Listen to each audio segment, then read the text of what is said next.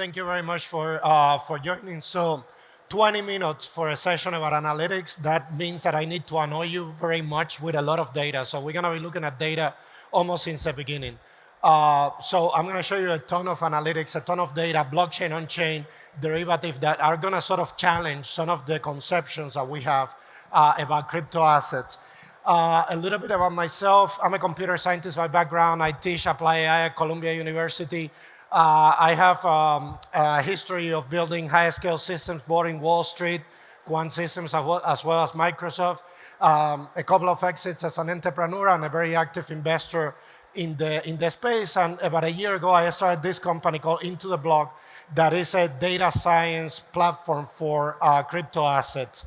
So if you don't know IntoTheBlock, these are some of our customers in less than 4 months.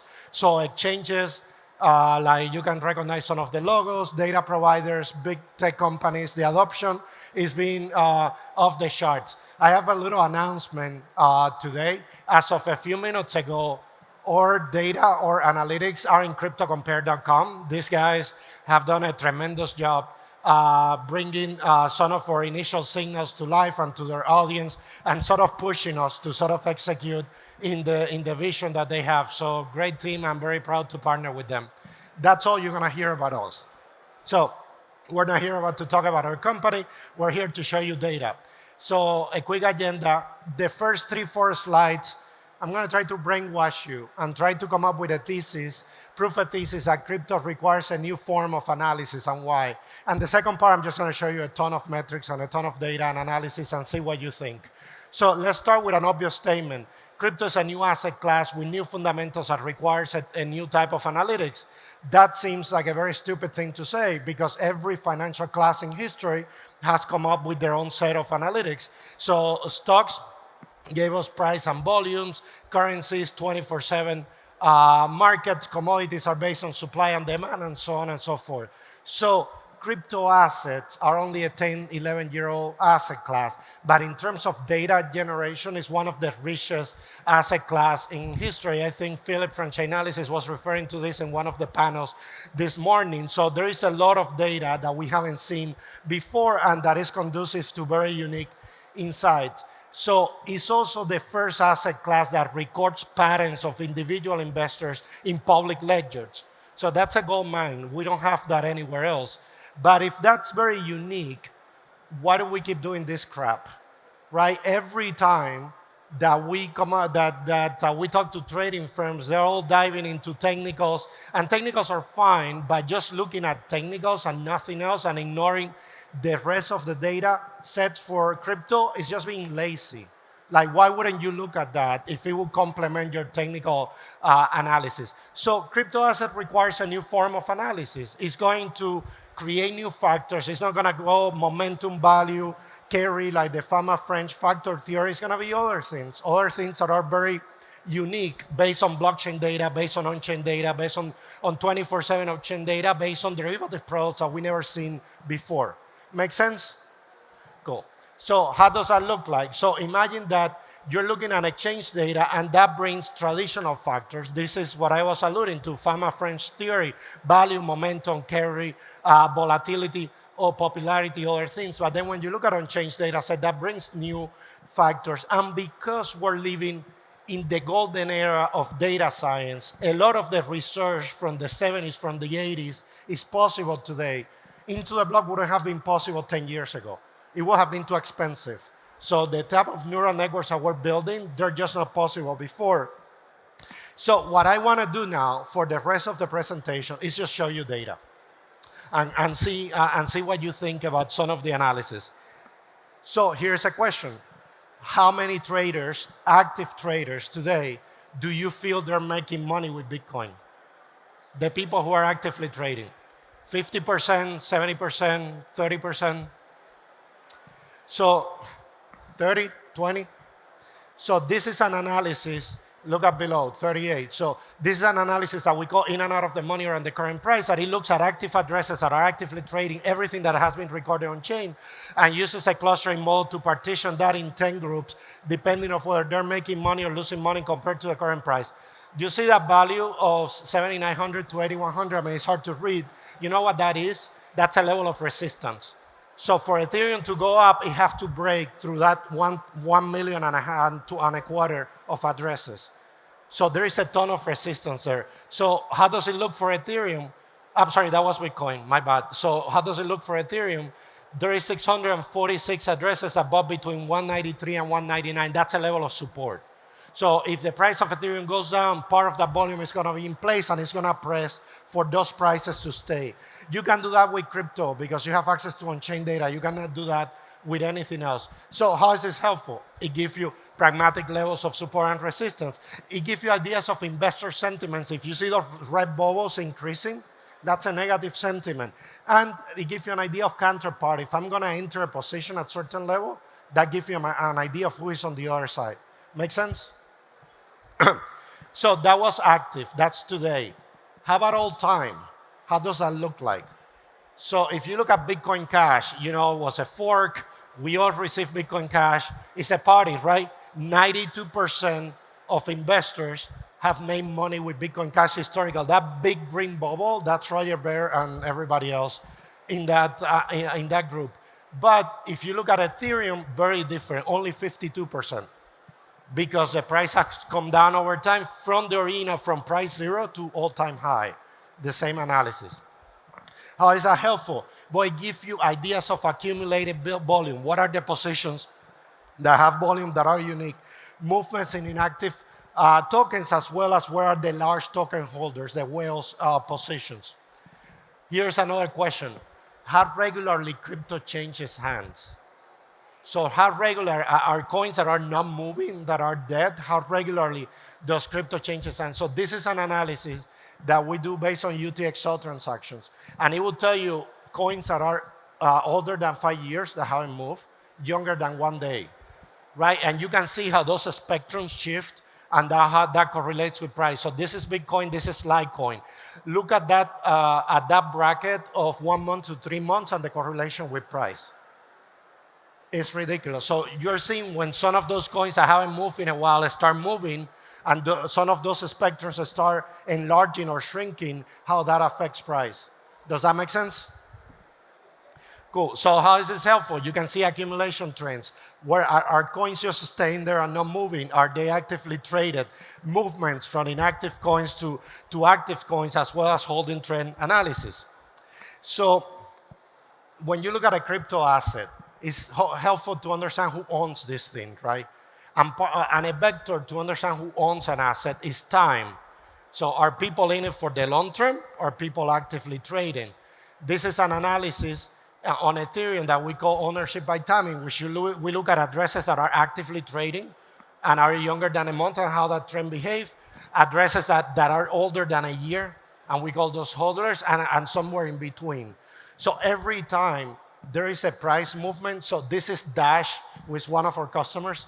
By the way, this is Dash on the price spike of a few months ago that went up 16%. You see that the orange bars spike because there are new addresses coming in and actively trading. So you can pay attention to those things. How is that helpful? It's a momentum indicator. So people talk about momentum in price. How about momentum in the network? New addresses coming in that are actively trading. Every price rally has that characteristic, as well as investor sentiment. How much concentration exists about a crypto asset? This is a little bit polemic. So one analysis that we look at to try to understand who owns an asset is concentration. So we look at whales. So in the case of Bitcoin Cash, there is about 5.2% of the network that is owned by whales. So we look at dimensions, or these whales trade and they move the price, or they just passively hold. So whales are long-term investors that are not exchanges and all that. This is a position that sucks, Chainlink. So it's still highly concentrated, great token, great project, but it's still highly concentrated, which means there is a ton of vulnerability there. How is this helpful? It gives you an idea of mass selling risk and accumulation parting. If those people dump, what happens to the price? Money flowing in and out of exchanges. I just had a great debate about this. So imagine that you can look at the blockchain. So you see every analytics vendor in the space gives you an address count. Yeah, the network is growing or shrinking. That's one of the most misleading charts that you can look at. I'll tell you why. Not all addresses are created equal. So my wallet address should not weight the same as Binance's hot wallet, should not weight the same as Bitcoin.com and one of the big wallets in the market. So we spend a lot of time training machine learning classifiers to look at the blockchain and try to identify different addresses and classifying as if they're part of an exchange or not. So this is like looking into the brain of the model. The one to the left is Binance, the one to the right is Poloniex. So you can see the hot wallets, the cold wallets, the deposit addresses, the withdrawal addresses. You can see that Binance has a single hot wallet, and all the transactions are grouped in groups of 100 going into Binance. Poloniex has 2 hot wallets. One receives all the money, one does all the withdrawals. How is that helpful? Well, many things. Instead of giving you an address count, if I know that's an exchange or a miner or an OTC desk or a DEX, I have semantics to understand that analytics, right? But here's something interesting that you can do. Inflows and outflows. So money coming, this is all exchanges, money coming into exchanges. Inflow volume is green, outflow going out. And you can see how that correlates with price. And then there is an index that we calculate that is a correlation between the two. That's all Bitcoin. That's Binance. Look at that. All Bitcoin, Binance. All Bitcoin, they're identical. So the flows on Binance are highly correlated with the flows on Bitcoin. When you look at something like Kraken, it's all over the place. And those gaps tell you that there's more money coming in, so there might be people dumping and might correlate. So you can see the spike in green and the price dropping a little bit. So patterns like that are super interesting to look at. So imagine how much money would you pay as an equity trader to know how much money is coming in and out of NASDAQ. I mean, that's crazy. That's a gold mine that we can exploit in crypto that is difficult to exploit anywhere else. So you can anticipate large positions. There is 5 million that they just flew into Bitstamp, but somebody's going to do something with that. Right, as well as quantifying risk levels. So months ago, Chainalysis published a study that I liked a lot that correlating the order books with the flows on exchanges as a level of risk. And it was, look, the order books the spread keep increasing and the inventory on chain is the same. So that is an interesting indicator of price manipulation. How are crypto traders geographically distributed? If you're in London, or you're in the middle, but if you're in Beijing and you're trading an asset, how exposed are you going to be? This is an analysis that we call the East versus West, in which we use some heuristics like the exchange that the transaction came from, the time of day, other things to try to estimate. It's not exact. If a transaction happens in Asia or somewhere else in the world, and we average that over time, so you can see Ethereum is very balanced. But if you look at Litecoin, you can see it's predominantly Western. You're a Litecoin trader in Shanghai, that's your exposure right there. That's a trading that happens when you're sleeping. How is that helpful? You can understand geographies. We're trying to do this for different continents, for different countries. I mean, it's brutally hard, but some of them is possible, as well as you get some level of exposure to geographic trading patterns. Are exchange order books realistic? We know the answer to that, but it's a really hard problem to crack, and we don't have a solution. So what did we do? We created this analysis called on-chain exchange analysis that is a market depth, like a normal market depth, from the blockchain exchanges, but on top, it tells you the inventory that is on chain at those levels. So you're looking at the bid of Bitcoin at 8,700, whatever, we can tell you how many Bitcoins are on chain at that level, approximately. And you can take that more granular to actually do it by exchange. So that's super interesting. So how is this helpful? Again, going back to that study I mentioned, you can start correlating order book with exchange positions to look at risk and price manipulations. Make sense? Yes? Anybody confused? No? Cool. So there are a ton of challenges that are fascinating. I think the biggest challenge in analytics today for crypto is the anonymization. Back to the example I use of exchanges. If everybody's the same, you're going to have semantics analytics. You don't know how miners behave. You don't know how exchanges behave. You don't know how OTC desks behave. So having a level of understanding of that, it gives you another level of abstraction that you can qualify that analysis. transfer patterns identification, so malicious actors, or just patterns, like every Tuesday at 5 p.m. there is this amount of money going into Binance. And this is what happened with price. Price predictions is always a crown jewel of this type of thing. And exchange fake volume detection, very, very hard to do. Very, very difficult to do. We're working on all of that. We're a team of data science, hackers, machine learning experts, PhDs in math that love this stuff and are trying to solve these problems. To give you an example, very soon in the IntoTheBlock platform, you're going to get, and through some of our partners, short-term prediction models. This is nowhere near ready, but we have been working for it in 5 months and came up with a series of and it's not only us, it was a collaboration, came up with a series of neural network models that are hitting price-by-price predictions with 70% accuracy. And I know you heard that before, so I'm not here to convince you. That chart there is testing with real-time prices for the entire year. So, and it's consistently hitting. Today it was 74%. So, and it's like a massive neural network, 52,000 parameters, an ensemble of neural networks. You're gonna see some of that if you're in the IntoTheBlock platform, you're one of our partners like Crypto Compare. And like that, we're trying to go after some of the biggest challenges in crypto. So, what did we discuss? Crypto assets are a new asset class. You cannot analyze it like a traditional capital market. There is way more data. The biggest differentiator are blockchain data sets. You cannot only analyze blockchain data sets because there is way more trading happening on exchanges.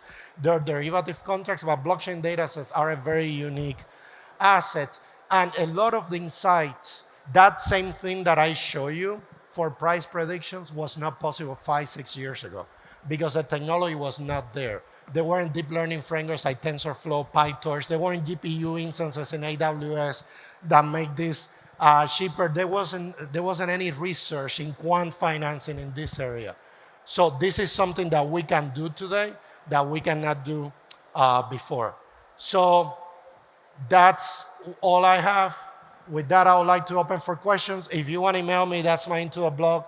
I write every day on Medium about AI or crypto, so just shoot me a note through my Medium channel. And what happened there? Questions. Is monitoring the number of on-chain transactions for different blockchain a good indicator of demand? Yes, but with a caveat, right? Many caveats, actually.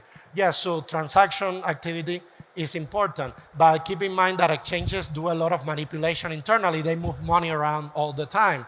So what transactions are really trades versus transfers versus me moving money from an exchange to my wallet or vice versa. And so discriminating that is important because it could be misleading.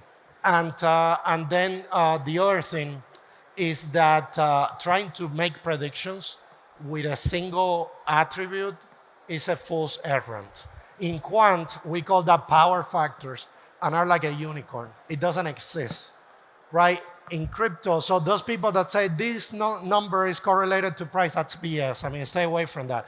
Those predictions I show you use 78 factors to try to make a prediction, and even then we miss quite a bit. Do you think realized cap is a valuable metric? Oh, man. No, I think we need better metrics for quantify market cap. What we have today is bullshit, literally. So we need realized cap is interesting, but in order to do that, you need to do all that discrimination that I mentioned. Discarding fake volume, that exchanges don't like that. Discarding movement in exchanges and other things that are not related to trading. No more questions. Any questions from the audience? 2 more. How many crypto assets do you have data for? Over 713 tier 1 blockchains. We add 1 blockchain a month, give or take. We miss it sometime. About 13 blockchains, about 700 tokens. Well, thank you very much for coming. Enjoy the show. Thank you, Jesus.